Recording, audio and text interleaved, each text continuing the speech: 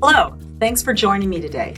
My name's Susan, and I'm going to be sharing with you the standard application of the QuickChange Male Incontinence Wrap. Just going to give you a few little tips on an average application. The QuickChange Wrap will always be applied with the printed side against the gentleman's abdomen. The wrap should follow the legs. His feet are here, and his head's up here.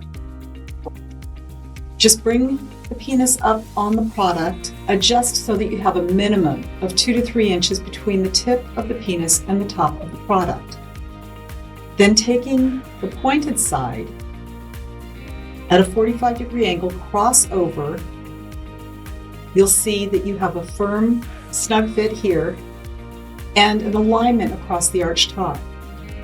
Then using your closure, you come across in the opposite direction and give that fabric a good pinch. That's going to adhere to that fabric.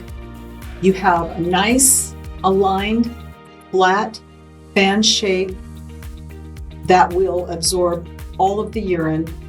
Keep it in the upright position, and you should be able to get a pinky finger between the flesh and the fabric.